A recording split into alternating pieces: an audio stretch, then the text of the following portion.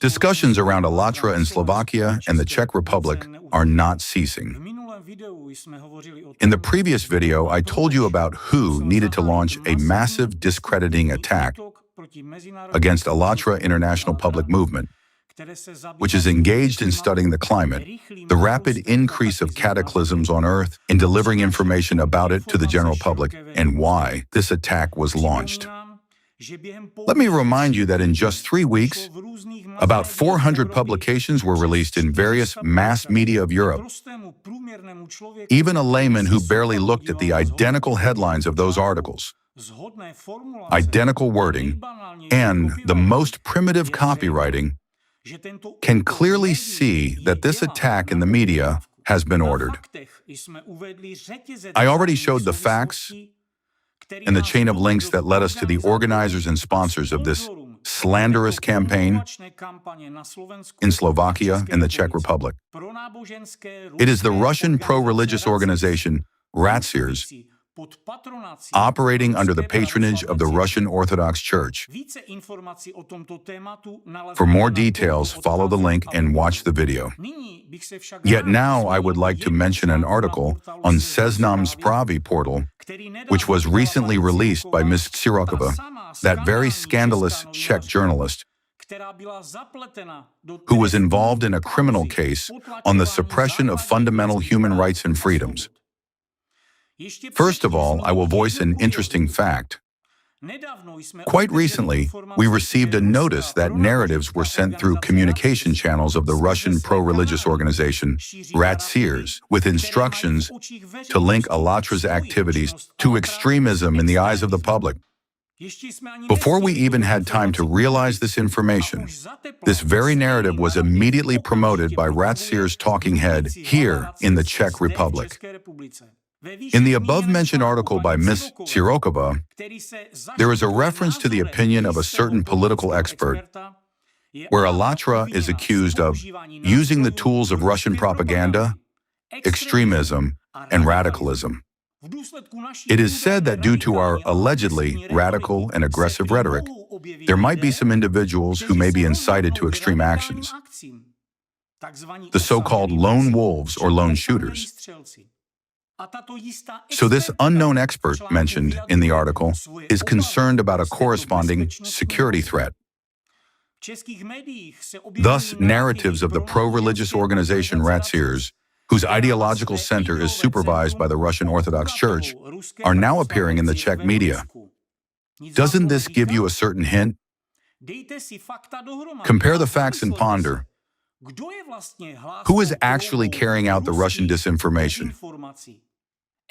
The said expert calls us pro-Kremlin. While this whole massive defamation campaign through media agents recruited by the Russian RACIRS uses identical rhetoric since the very first dehumanizing publications about Alatra, released on ROC portals 10 years ago. Let's take another look at these screenshots. The rhetoric is identical, although the articles were published 10 years apart and in different countries, the Czech Republic and Russia. So who is actually pro-Kremlin here, dear journalists? Speaking of extremism, radicalism, and aggressive rhetoric that sets people up for radical sentiments, let's see. Who actually uses it? Just note how these RACIRS supporters do not only spread Russian disinformation here in a democratic European state, but also use manipulation tools favored by the so-called anti-cult groups. Everything is identical to what was done during the Nazi era. Identical methods are used against other organizations dehumanized and stigmatized as sects and cults by the Russian pro-religious organization RACIRS. The same approach is applied against us.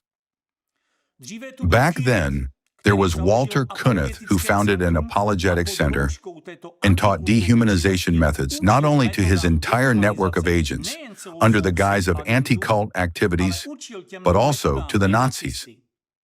Nowadays, the new Führer, Dvorkin, the main ideologist of RACIRS, instructs his entire network of agents just like Kunith did, and he purposefully uses the same vivid and emotionally charged narratives that evoke certain images and associations in your mind.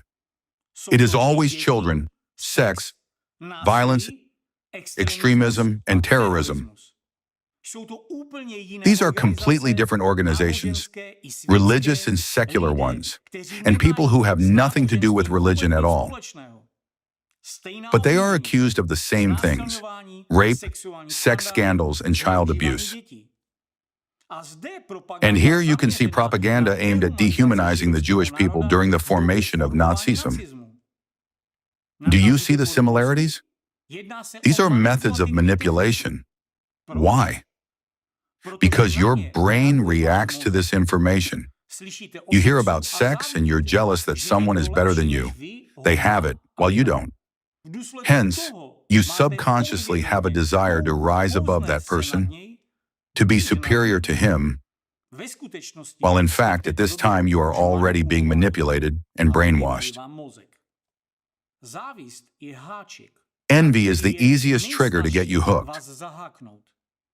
First, they show why you live so badly, then they find the culprits. Look, these people are bad, and you don't have what they have. Thus, they ignite envy in you and push you to do mean deeds. And then they make you feel superior to those people. So now you feel justified to take everything away from them. Whether it's Nazism or communism, this manipulation technique is the same everywhere. The only format where there was no such manipulation was democracy. RACIRS agents have been using the same manipulation methods in politics and everywhere else. They are trying to divide society into educated and uneducated people. We also received a notice that the Russian pro-religious organization RACIRS and its agents launched a narrative that Allatra is backed by the intellectual elite and only smart, literate, and educated people join us. So one of the key Czech anti-cultists immediately started talking about the same thing. Look at this quote from an interview with Zdeněk Vojtěšek, who hasn't published anything about Allatra for a long time, although he was one of the first to drag the movement into the religious field. And it is very likely that he contributed to the rhetoric of the Russian pro-religious organization RACIRS penetrating into the Czech Republic and Slovakia. After his actions, mass media in these countries began to stigmatize Allatra as allegedly a sect. Why do anti-cultists and their accomplices promote this narrative? It seems to me that this is done to increase polarization and division in society. RACIRS' agents are afraid that we are telling the truth and that we will be understood by people with critical thinking who are able to correlate cause and effect. Therefore, those agents try to divide and radicalize society, but what for? In order to aggravate the cleavage. In the past century, such a division in society was already instigated based on the very same principles. They raised working people against the intellectual elites. It seems that using rhetoric similar to that of Mr. Vojtěšek, they want to apply the same approach in our times. Meanwhile, we know for sure that people with sound minds are able to compare facts and comprehend the truth. In fact, we have a lot of participants who are engaged in both intellectual and hard physical work. And they perceive information no worse than those who have graduated from several universities. Why? Because nature has endowed a human with intelligence. Anyone can develop it if they desire. Hard work isn't an obstacle to intellectual development. We are against humiliation of people, especially working people. We are against division and dehumanization, because we ourselves are working people, first and foremost. So you should think and analyze when you hear such narratives, and remember that you are being programmed, and that completely different mindsets are being imposed on you. Until you regain critical thinking, you will always be open to these manipulations. Now let's go back to the lone wolves mentioned in Ms. Tsirokova's article. So, the expert invited by Tsirokova claims that our rhetoric can radicalize people. You know, I'm accustomed to various provocations by anti-cultists and their accomplices, but here even I was struck by the highest degree of cynicism of the authors of this text. They literally harass us through the media, create an atmosphere of hatred, evoke aggression in people, and then they blame it on us, those who had to start defending ourselves from their attacks, and who weren't afraid to tell the truth about their activities. It's a classic manipulative technique of mirror accusations. They accuse their victim of exactly what they do themselves. We, the law-abiding citizens, who point out specific illegal actions of an entire organized network of agents and information terrorists, suddenly turn out to be radicals, while those who engage in harassment and manipulation against us act as alleged victims of our rhetoric. But I'm even glad that Ms. Tsirokova brought up this topic because I have a lot to say about it. I will start with a few questions.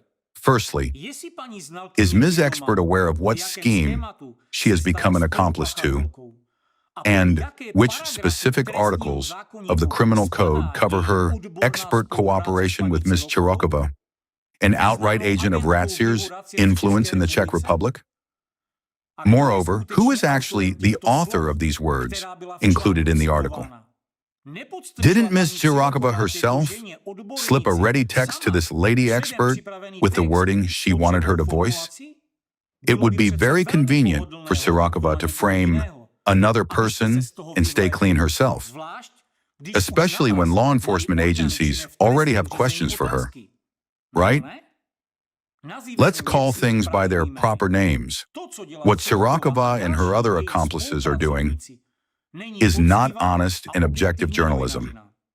It's a methodical and well-planned system for inciting hatred, increasing division in society, instigating and even programming people to commit violence. Such agents are certainly very well aware of what kind of rhetoric can push certain people with label psyche, influenced by specific subliminal implants, to commit attacks. Because they are experts in this field, and a huge number of people have already suffered at their hands. They have unlimited resources for that, access to mass media, tools enabling them to act legally under the banner of freedom of speech. And obviously they have sponsors and powerful patrons who cover their asses. And most importantly, they are armed with very serious methods of hidden psychological influence and programming of people's behavior to perform specific actions. What is more, unlike the words of Ms. Tsirokova and her expert, my words are supported with facts. Look at their scheme of operation, and you will see specific patterns yourselves. First, they publish pseudo-expert articles loaded with hidden subliminal implants. Then they publicize personal data of their victims. And then they are waiting. They are waiting for people whom they programmed to attack. They know perfectly well what triggers to use, which words to choose, and how to formulate the text in order to maximize the impact on the reader's psyche. That's not a happenstance. That's not emotions. It is cold-blooded logic. Comments under their articles such as, "Let's break the cultist's face," or "cultists should be treated with shooting," aren't spontaneous surges of aggression, but a result of their manipulations. They know what they are doing. They see those comments and keep publicizing new materials, new personal addresses, and new targets. Their methods have been well tested over years. It's a style of serial killers who kill with other people's hands. Their supervisors from RACIRS provided them with advanced Nazi technology for manipulating people's minds and subconsciousness. But even Nazis didn't do it so meanly. While these scums are hiding behind the mask of independent journalism and freedom of speech, meanwhile, their every article is a coded instruction for violence. Their every material is a delayed terrorist attack. That's how they provoke people to commit attempts on politicians, and that's how they force children to go and kill other children by instigating new cases of school shootings. Let me give you a vivid example of how the same Czech and Slovak journalists who are now hounding us and who have already written 400 demonizing publications against us, how they actually organized an attempt on the Prime Minister of Slovakia, Robert Fico. It is worth paying tribute to Mr. Fico because he is probably the first high-level politician who became deeply aware of the threat posed by journalists like Čirokova and media resources that regularly use Nazi methods from RACIRS, and began to take concrete steps to neutralize the threat they posed to the entire Slovak nation. Unfortunately, it ended in an assassination attempt on him, which clearly demonstrates how far they are willing to go. So far, reveling in impunity. Let's examine some of the details of those events. As far as I can tell, based on the information about the methods of covert manipulation described in the Impact documentary, the mechanism for preparing a terrorist attack against Mr. Fico was launched long before the shots were fired. The attempt on his life was preceded by a long informational and psychological campaign for a long time. The same media, in particular RTVS, as well as individual journalists, systematically criticized Fico and his activities, discredited and even demonized him. Naturally, Ms. Čirokova also took part in that campaign, although it would seem, why would a Czech journalist care about internal affairs in Slovakia? How did the events unfold? By an amazing coincidence, shortly after Fico raised the issue of abolishing one of the media outlets, namely the RTVS broadcasting company, for its harmful activities in the country, an attempt on the life of Prime Minister Fico followed. Indeed, it could have been a mere coincidence. But there is testimony of the shooter himself. Just a few hours after the arrest, while already in the police station, the attacker Julius Streicher, by the way, a 71-year-old elderly man, when he was asked about the motivation for his action, he replied that he disagreed with the Prime Minister's policy, specifically with the abolition of RTVS, which prompted him to kill Fico. Here is the key point. In the video where the shooter's response was recorded, you can see that he still hasn't recovered from the incident. Being under stress, being disoriented and poorly controlling his state, Streicher mechanically gives out the closest wording of what's predominating in his mind. Nesúhlasím s politikou vlády. A preto ste sa pred mesiacom rozhodol čo? Veď sú likvidované mass media. Prečo RTVS je napadaná? Prečo som media Mazak je prečo vyhodený z funkcie? Does this look like a conscious, logically reasoned or meaningful speech by a man who is confident in his words and in what he has done? No. He looks more like an autopilot that gives out the wording embedded in his mind. Let's analyze the absurdity of the situation in general. A 71-year-old man goes to commit murder and deliberate suicide, allegedly because of the closure of a TV channel. After all, he understood that the Prime Minister was guarded, so there was a high probability that they could fire back. Thus, an elderly man in his old age committed a crime, the outcome of which is either prison or death, just because of a TV channel? What is the sacrifice for? Did he protect his own interests in this way? This is contrary to any logic or common sense. This contradicts even the basic instinct of self-preservation. However, a programmed executor in whose consciousness a certain code has been embedded will act contrary to logic, common sense, and even the instinct of self-preservation. It is noteworthy that Mr. Fico himself, barely recovering from the assassination attempt, immediately pointed to the anti-government media being among those responsible for the attack. His subconsciousness clearly identified the source of threat. As a victim of an assassination attempt, he instinctively determined where the blow came from. But even Fico himself, being an experienced politician, could not fully reveal the entire scheme. Why? Because we are all used to looking for simple correlations. Someone gives a command, and an executor goes and shoots. However, the scheme worked differently in this case, through an indirect remote impact. It's like a radio-controlled bomb. You see an explosion and a man with a detonator, but you don't see radio waves transmitting the signal. In this case, it's basically the same. The clue to unraveling the situation is in the attacker's first words said immediately after he was arrested. It wasn't just an explanation of his motive.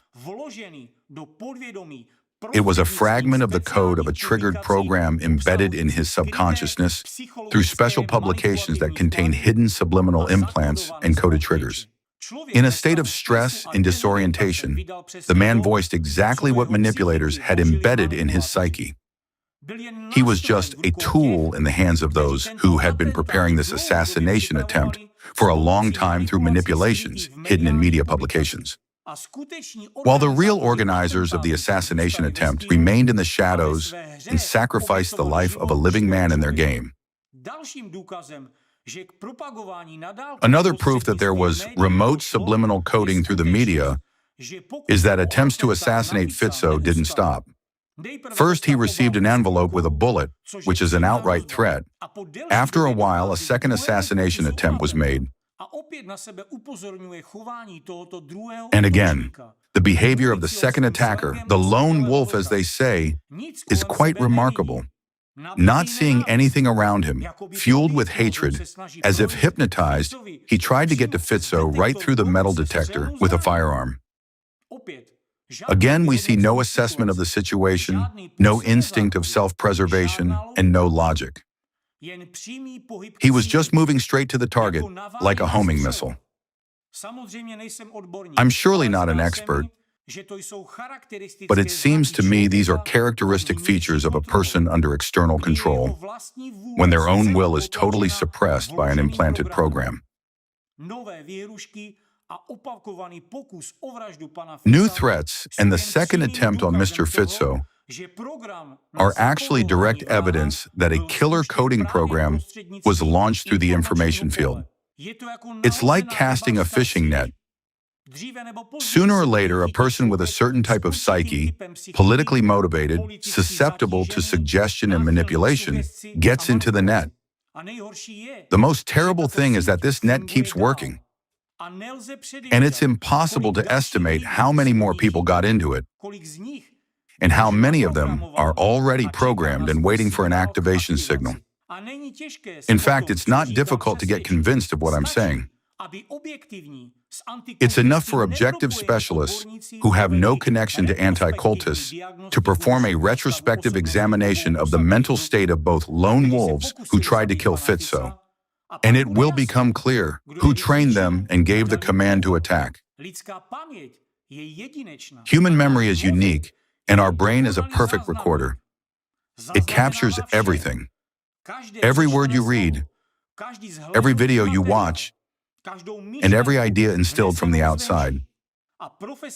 Working with a person's memory, professional researchers can accurately track the entire chain. It's like a computer code, and experts can sort it out line by line. When and after which publication the idea of an assassination attempt arose. After which publications it was reinforced, and what served as a trigger that launched the embedded program for execution. Thus, it is possible to restore the full picture of how consciousness was programmed turning an ordinary retired man into a remotely controlled killer. When investigators begin to unravel this tangle, they will inevitably come to the original source, to those media outlets that launched the program of Robert Fico's murder. And the original source will be specific media, that's for sure. After all, a person's beliefs are formed by information that comes from the outside. Those who carry out such operations are well aware that it is the incoming information that makes a person who he is, especially the information which penetrates into the depths of subconsciousness. It transforms a person to such an extent that he starts being guided by externally instilled attitudes, being absolutely sure that it's his own conscious choice and not realizing that he is manipulated. There were simply no other sources for Fico's attacker. The man didn't know his victim personally and had no contact with him. Where did his overwhelming hatred originate? Only from those media reports that, day after day, had been methodically embedding a hate program in his mind. They were creating a picture, as if from puzzle pieces. So his entire motivation was artificially formed by manipulators from the media. Every step of such remote programming of a person to commit a terrorist attack can be proven. Most importantly, it is possible to prove the intentional manner of such programming. I have a feeling that if relevant strings are pulled, it will turn out that all the organizers of the assassination attempt on Slovak Prime Minister Robert Fico are directly or indirectly connected with the Russian pro-religious organization RACIRS and its leader, Vorkin. Then everything will fall into place, and it will finally be proven that the ideologists of the entire RACIRS network of agents are actually the ones who arm their agents of influence with methods to remotely create lone wolves, mentioned in Shirokova's article, and to direct them at a given target. Clearly, they don't want their entire network to be exposed, which is why they are trying to pin blame on us. They are trying to put their wolf skins onto us. For this very reason, this whole pack of journalists was so fussed immediately after the assassination attempt on Fico, trying to get the case reclassified from a terrorist attack to a premeditated murder attempt. It's because, despite all their secrecy, they are afraid that sooner or later their scheme will be uncovered, and they will be held accountable as required by the law. Many people may wonder, why has a political leader with a pronounced pro-Russian position become a target of the Russian RACIRS? Everything is simple. I'll explain. This is extremely beneficial to RACIRS' ideologists for deepening division among Slovak people. Just as at one time it was beneficial for them to overthrow the pro-Russian president of Ukraine, Viktor Yanukovych, in order to deepen divisions in society and radicalize it. After all, when the majority of people vote for a pro-Russian Fico, choosing him as a representative of their interests, and then he is killed, it is logical that this will eventually provoke hatred among the majority towards the pro-Western minority. This in turn will result in escalation of tensions in the country and create conditions for conflicts and chaos up to an armed conflict, as it happened in Ukraine. This is extremely beneficial to the ideologists of RACIRS for eventually influencing the integrity and stability of the entire European Union. This is the same well-tested and proven method, for they are masters of manipulating fear and controlling chaos. I'll repeat once again. Do fact-checking, make an expert examination, and verify it all. It is not difficult to prove everything I have voiced. It is necessary to involve sensible specialists who understand how to properly carry out this kind of psychological examination of those who have committed an assassination attempt. Law enforcement agencies should be dealing with this already now. Because as long as this factory that produces controlled killers operates, as long as this system of media programming is in force, we will witness new assassination attempts, such as those on Slovak Prime Minister Robert Fico and on U.S. President Donald Trump, as well as new school shootings and mass shootings. By the way, just to add, go ahead and count how many articles Ms. Chirokova has already written on the topic of school shootings. Read them and pay attention to the dates and the fact that almost all of them criticize the government and law enforcement. And try to find a reasonable explanation for yourselves how such a maniacal interest in this topic could be justified. They are not journalists. They are mind manipulators who purposefully create killers. They are worse than ordinary killers. A maniac kills with his own hands, while these scums create executors who do not even realize that they are controlled. The worst thing is that they keep doing it while knowing the results, seeing the consequences, and realizing that their actions cause physical violence. They keep doing what they do because it's a part of their more large-scale strategy of creating controlled chaos. So now these wolves are trying to blame us for what they are doing themselves. In fact, in any court, it will be easy to prove the connection of all these journalists with Dworkin, and accordingly with his teachers, all the way down to Kunith, who made Nazism the way we know it. It is also easily provable that it is precisely Kunith's ideas and methods that are now being used by RACIRS' agents in the Czech Republic, against Prime Minister Fico in Slovakia, and against President Trump in the United States. Those Nazi methods, adjusted to modern conditions and applied by RACIRS ideologists and their network of agents for manipulating people's minds, are only comparable in destructiveness to weapons of mass destruction. To some extent, they even surpass such weapons since they are used covertly and make it possible to freely and remotely select victims, which results in sufferings of a huge number of people. These very methods allow RACIRS ideologists to successfully achieve their goals and objectives while remaining undetected. Radicalism, extremism, and aggressive rhetoric. They shift what they themselves are doing onto us. Moreover, saying that they allegedly face a security threat. But we've never been involved in such things, because we do not have access to press or other mass media. Unlike them, we have never used hidden methods of manipulation and influence on consciousness. We always called for peace and for paying attention to the climate. We haven't touched any one of those who are now harassing Allatra. We haven't harmed anyone. It's not us who started it all. We have always called for maintaining critical thinking, for the need to keep track of one's thoughts, of what comes to one's consciousness and how, and what emotions arise after specific thoughts. We've always stood for defending the value of life.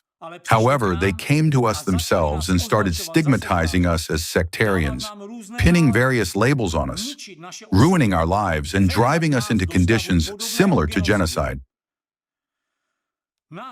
We, the participants of Allatra IPM, have been persecuted for 10 years. Over this time, a huge amount of defamatory materials has been released in the media. More than $200 million has been spent to demonize innocent volunteers in the eyes of the public. Volunteers who only inform the public about climate change, filmed interviews with experts from various fields, and held international conferences. Slovakia and the Czech Republic, along with other countries that reposted these articles on their sites like Carbon Copies, have broken all records, 400 articles, in just 3 weeks. Just think about it. 40 would already be a lot, but 400? And what are these articles packed with? What do you think they're trying to condition their pack of lone wolves for? Right now, just press pause, stop, and read it. What do you think this is? Isn't this extremism? Isn't this radicalism? Do you realize the consequences of all this? Have you ever thought about what life is like for people labeled as cult members, those who are purposefully labeled as dangerous, a threat to society, destructive? Do you know how many attacks have been made on the lives of Allatra participants because of this rhetoric? Because of those defamatory, dehumanizing articles? Because of the demonizing image they've carefully crafted? We didn't come to them or expose where they live. It was these agents of RACIRS who came to us and started harassing us. They're the ones who set their Nazi-inspired killers on us. Do they think we have short memories? We still have records of the many crimes they committed. Everyone remembers how 10 years ago, journalists, like the ones dehumanizing us today, created an environment where radicalized youth, incited by agents of the Russian pro-religious organization RACIRS, attacked one of Allatra's volunteer teams. This youth was provoked to do so by the media narratives that portrayed us as pro-Putin back then, even though there was already armed conflict in the Donbass. Those radicalized young men stormed into a building where our international online conference was taking place, attacked people, flipped tables, and yelled at frightened women. They only stopped when they realized it was a live broadcast with the US and Europe, and the whole world was watching this. How many other lone wolves, incited by RACIRS agents, have broken into homes at night, dragging out participants and beating them? Do they think we forgot how they attacked people on the street, attempted to take the lives of participants from Russia for supposedly being pro-American or SBU agents, and in Ukraine for supposedly being pro-Russian? And how many times have there been attempts on Igor Mikhailovich Danilov's life? And what are they saying now? That he's the leader of a dangerous cult who should be eliminated. They're saying that outright. And how many times have these agents incited by Russian RACIRS tried to carry this out? Now, those same journalists publishing 400 articles are showing where he lives. For whom and why are they doing this? For their lone wolves? And under whose orders? Isn't it under the order of the same people who implemented a similar scheme in Ukraine, repeatedly inciting their lone wolves there? Over there, they also showed where he worked, where he went, what he looked like, and where he lived, even his entire family. For what purpose?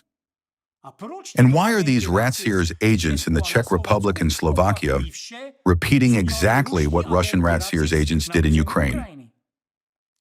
Tell me, isn't that extremism? Isn't that radicalism? Among you watching this video, there are lawyers, human rights advocates, and just sensible people who can think. Please answer this. When someone's life is constantly in danger because the media incites the public against them, creating extremist sentiment against innocent, law-abiding people, is that legal? Does a person have the right to defend themselves within the legal system? To turn to law enforcement or to the prosecutor's office to protect their own life, the lives of their family, children, friends, and like-minded people? Here are the laws. Here is the Constitution. So why is everyone silent? when there's an open violation of the rights and freedoms of the people of the Czech Republic, of Slovakia? Tell me, who will protect the people?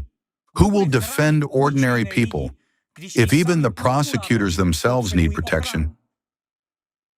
Look at the aggression against Slovak prosecutors who tried to protect the people and democracy. When an Alatra participant in Slovakia turned to the prosecutor's office for protection, providing all the necessary documents and evidence, and a legitimate criminal case was opened, what did the frightened agents of the Russian pro-religious organization RACIRS do? They staged a public shaming to scare other prosecutors and law enforcement representatives from standing up for people's rights, to make people stay silent and afraid. They activated all their media resources, practically lighting up their entire RACIRS network in Slovakia and the Czech Republic. They published 400 articles, and in those articles, they publicly discredited prosecutors in the eyes of the public, accusing them of ties to a supposedly dangerous cult. Standing up for one's own rights and protecting one's own life, is this no longer legal in Europe? Just as it's not in Russia, where power almost entirely belongs to RACIRS and their agents, where people have no democratic rights. Since these journalists have used the wolf metaphor, let's speak facts. We've started telling the truth. We've been speaking out about the criminal activities of a unified, coordinated network of agents from the Russian pro-religious organization RACIRS, exposing the suffering they inflict on people and how they target innocent individuals. And what was the response? The wolves are enraged that the sheep are resisting while being strangled? Are they scared, tails between their legs, afraid their teeth will be pulled and they will be given enemas? And now we see the wolves whining, "Oh, we're the poor, oppressed ones." Yet who was calling us cancerous tumors, saying we needed to be uprooted like weeds? They write in these commissioned articles, they're becoming aggressive. Look at that. So the sheep are aggressive, while the wolves seek to destroy them. So if defending one's rights and life in a democratic state is unlawful, let's say it openly. We're ready to go back to the times of Nazism. Let's acknowledge then that we're not against the yellow stars and that we're okay with people being subjected to genocide. Do the methods used by agents of the Russian pro-religious organization RACIRS not remind you of the Nazis? Let's see it together. Look at these images. These children are wearing yellow stars labeled Jew. Do you know why they were labeled? To separate a group of people from the public, to make Germany's intelligent, educated people feel superior, and accept the notion that the Jewish people needed to be eradicated because they were pests, not human beings, but parasites, enemies, spreaders of disease, who had to be eliminated for the sake of humanity, just like the peddlers of plague and disease. The label cult member is the modern-day equivalent of the yellow star.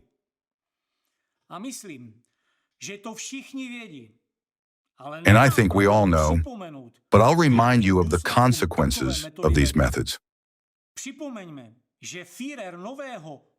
Let's not forget that the Führer of this revived Nazism, the chief ideologue of the Russian pro-religious organization RACIRS, Alexander Dvorkin, loves comparing groups he labels as cults to cancerous tumors. What association comes to mind when you hear about a cancerous tumor? Eradicate, cut out, remove.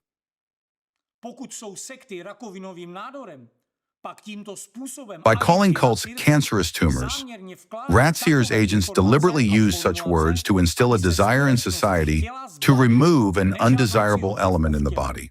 The exact same method of dehumanization was used by the Nazis to instill a desire in German society to remove the Jewish people and other undesirable groups.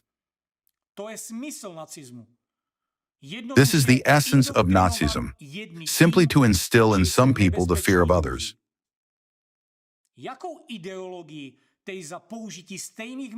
When journalists from Seznam Zprávy, Actuality, SME, Týždeň, and others involved in anti-cult activities use the same methods as the Nazis, what ideology are they really spreading by echoing the rhetoric of the new Führer, Alexander Dworkin? As for Ms. Chirokova, it seems people have long noticed her leanings toward Nazi ideology. Look at this post from 2022, shortly before she evidently got her order from RACIRS to begin actively dehumanizing Alatra members. We don't judge. We just present the facts and call things by their names. And then it's up to lawyers to examine the laws. This is what the immunity of democracy is, the law, and we support this immunity. Returning to Ms. Chirokova's recent publication, an expert claims there is a security threat, stating that Alatra is a radical cult, and comparing us to the extremist terrorist organization ISIS. Even saying that what we do is far worse than what ISIS does. Let me stress this again.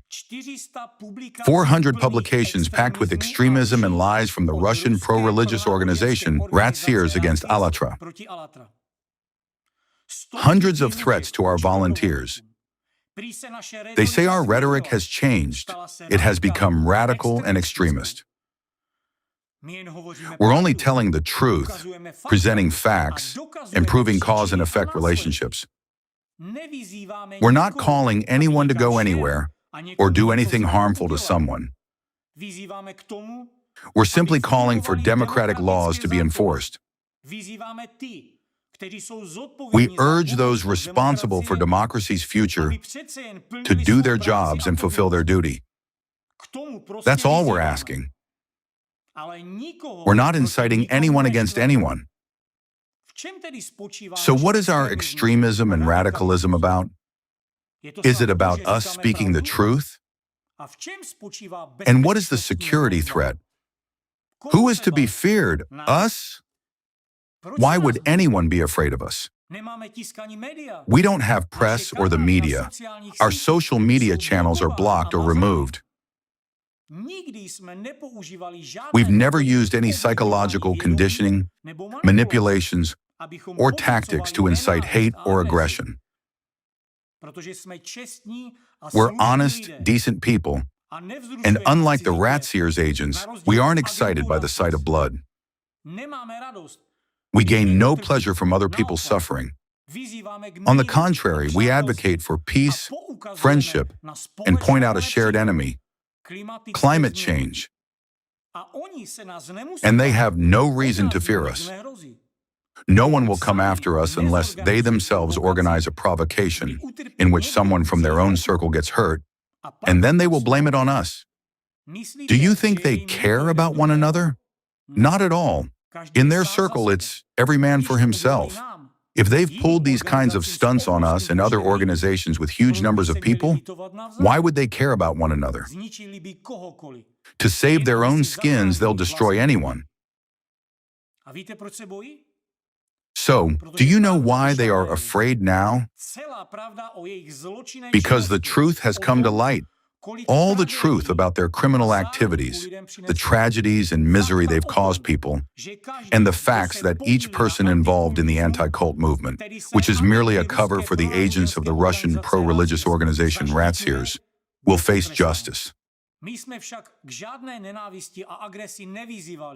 But we have never and will never call for hatred or aggression. We don't divide people or label them. We have always stood for peace and the value of life. Yet we do stand for the rule of law and the preservation of democracy. Alatra has always upheld the value of life above everything else. We understand how vulnerable a human in humanity is. For 10 years, we warned about climate change, and unfortunately, we have been proven right. We were studying cause and effect relationships in the climate. Yes, we conducted analyses, dug deep, studied, and we know how to analyze and correlate facts. And you know, these analytical skills have served us well. We turned them on, and now we can see how this coordinated network of agents from the pro-religious Russian organization RACIRS has emerged and operated over the last 30 years. Yes, for 10 years, we stayed silent and endured, while certain investigators looked into things.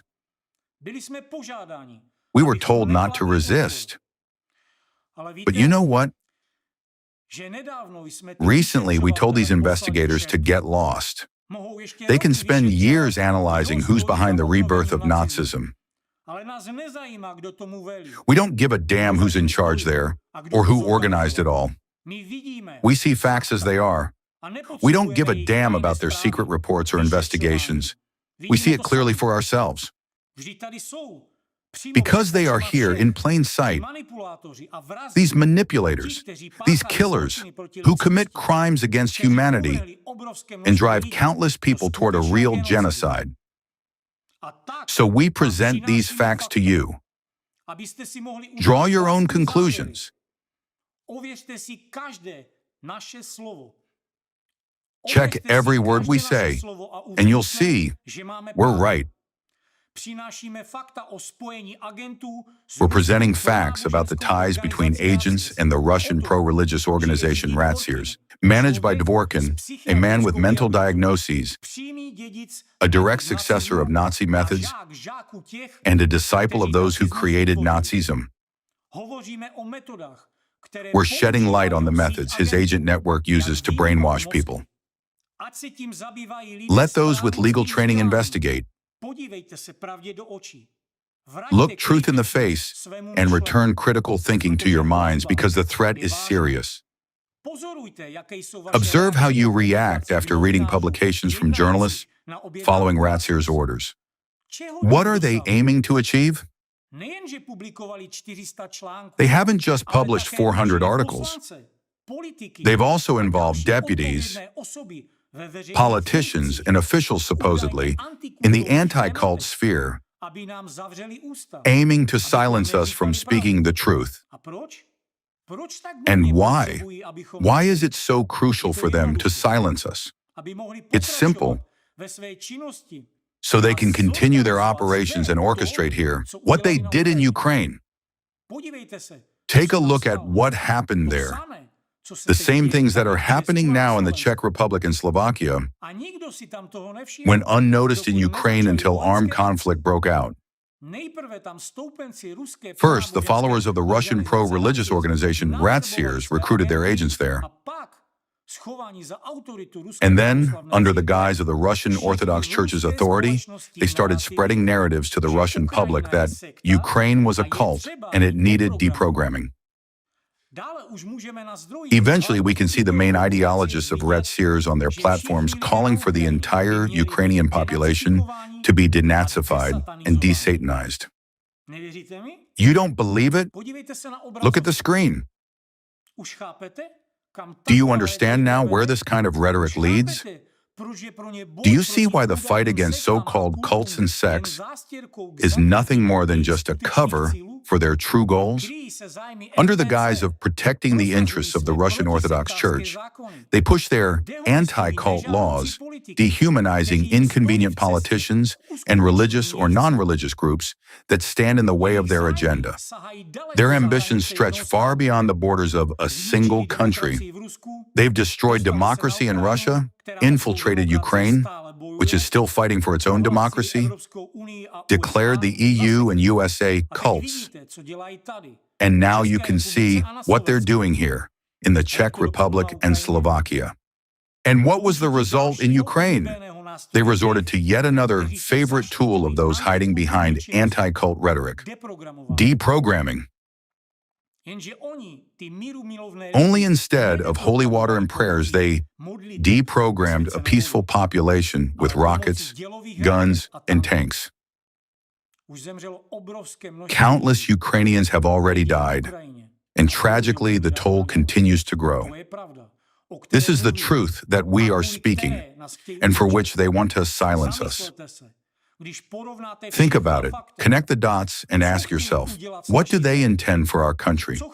What do they plan for Europe? Once again, I appeal to anyone involved in law.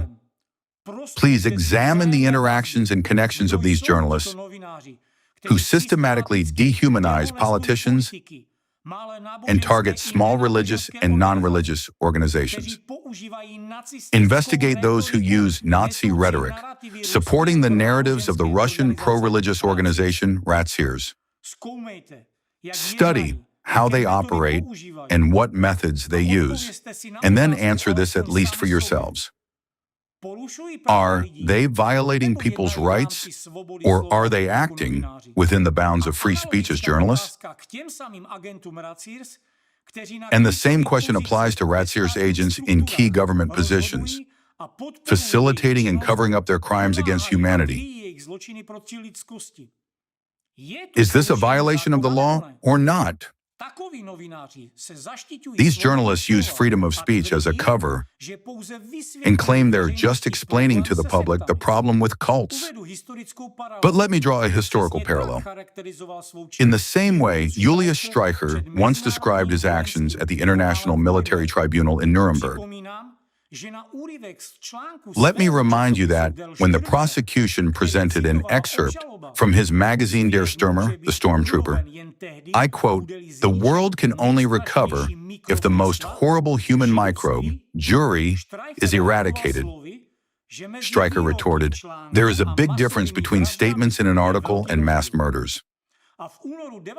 And in February 1944, his own article stated, "Whoever does what a Jew does is a scoundrel, a criminal, and he who repeats and wishes to copy him deserves the same fate: annihilation, death."